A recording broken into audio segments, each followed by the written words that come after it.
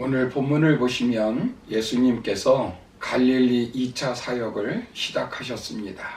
예수님은 그 어떤 어려움이 있어도 그 어려움을 극복하며 메시아적 사명을 완수하는 것을 우리에게 보여주고 있습니다. 본문을 통해서 우리가 깨닫는 교훈은 먼저는 예수님은 인기를 넘어 섬김으로 나아가셨다고 지난 시간에 살펴보았습니다. 오늘 두 번째로 살펴볼 것은 예수님은 오해를 넘어 하나님의 뜻을 성취하셨습니다. 본문 21절을 보시면 예수의 친족들이 듣고 그를 붙들러 나오니 이는 그가 미쳤다 하밀러라 라고 말씀합니다. 여기 친족들은 31절 말씀을 보아 예수님의 모친과 동생들을 가리키는 말입니다. 이들이 왜 예수님께 왔습니까? 예수님을 붙잡으러 온 것입니다. 예수님은 인간적으로 30세가 넘은 성인입니다. 사람들의 질병을 고쳐주시고 귀신을 내어 쫓으시고 제자들이 12명이나 있고 수많은 사람들이 추종하며 따라다닙니다. 그런데 모친과 형제들이 예수님을 붙잡기 위해서 왔습니다. 왜 그렇습니까? 예수님이 미쳤다고 생각했기 때문입니다. 여기 미쳤다고 하는 말은 정신이 불안한 상태, 미친 상태, 정신이 나갔다는 말입니다. 음식을 먹을 시간도 없이 열심히 일하시는 예수님에 대하여 가장 가까이에 있는 친족들이 이렇게 말씀하는 것입니다. 그들은 예수님을 격려해주고 위로해주고 협력해 주어야 할 사람들입니다.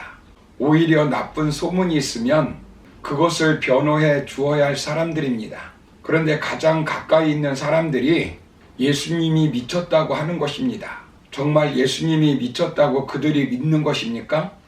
아닙니다. 이 말은 사람들 사이에 떠돌아다니는 소문을 소개할 때 쓰이는 어법입니다. 사람들의 소문을 듣고 예수님의 친족들도 그렇게 생각하는 것입니다. 그래서 현대어 성경에서는 예수의 친척들은 예수가 정신이 이상해졌다는 소문을 듣고 붙들어 집으로 데려가려 하였다라고 번역하고 있습니다. 소문은 얼마든지 조작할 수 있습니다. 여론 역시 얼마든지 조작할 수 있습니다. 예전이나 지금이나 여론 조작은 권력을 잡고자 하는 사람들의 아주 중요한 도구입니다. 한때 바벨론 포로 귀환 이후 대제사장은 정치, 종교의 모든 권력을 가진 최고의 권력자였습니다.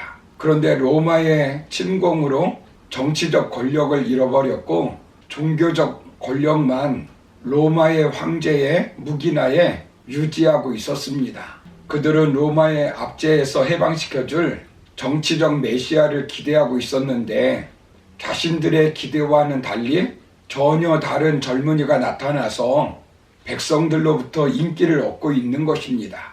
그들에게는 예수님의 언행이 선전선동으로 보이는 것입니다. 그래서 당시 서기관들과 바리새인들이 예수님을 파멸시키고 자기들의 지위와 명예를 지키기 위하여 사람들을 동원하여 악선전을 하고 있는 것입니다.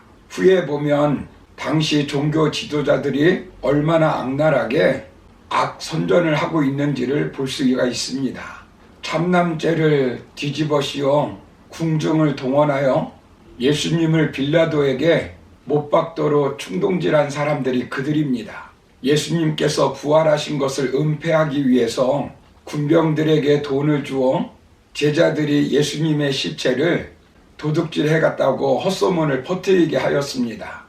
여론 조작을 위해서 허위 사실을 유포하고 있는 것입니다. 요즘 말로 하면 백성들로부터 자신들이 지지를 받고 종교적 권력을 계속적으로 누리며 자신들의 목적을 달성하기 위해서 여론 조작을 한 것입니다. 마리아는 이들의 계략에 넘어간 것입니다. 하나님의 계시된 말씀과 자신이 직접 체험한 경험보다 조작된 여론에 따라 행동하는 것입니다. 마리아는 진정 예수님이 미쳤다고 생각하지는 않았을 것입니다. 예수님의 어머니 마리아는 예수님에 대해서 분명히 듣고 체험한 사람입니다.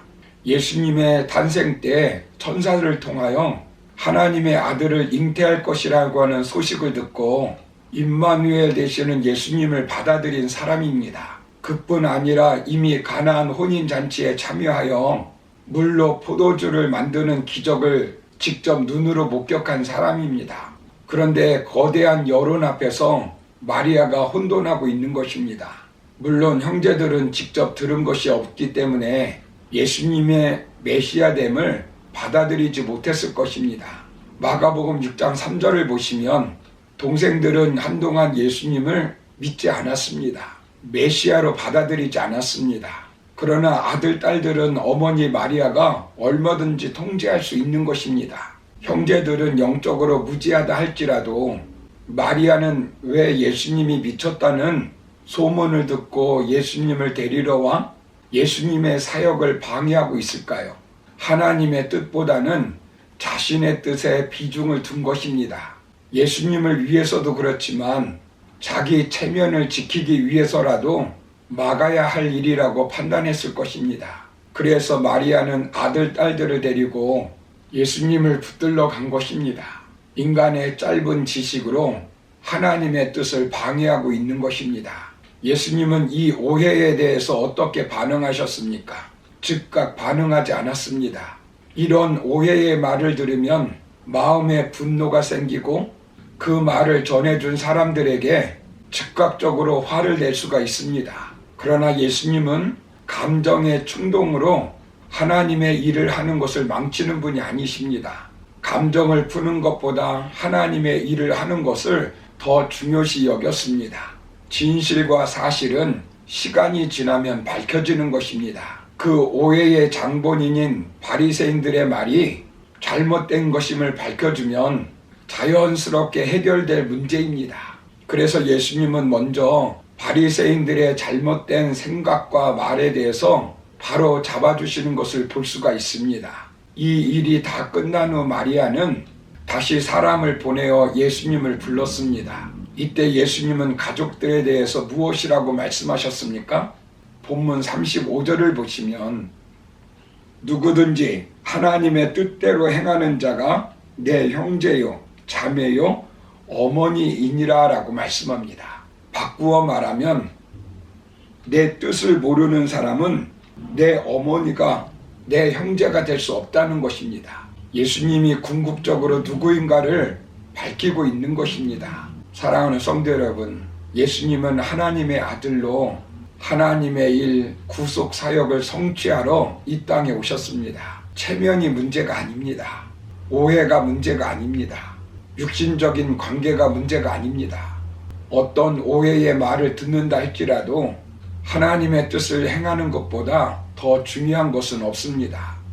하나님의 일을 하다 보면 종종 오해를 받을 때가 있습니다. 그러나 어떤 오해가 있다 할지라도 묵묵히 하나님의 뜻을 행하다 보면 진실은 밝혀지게 되어 있습니다.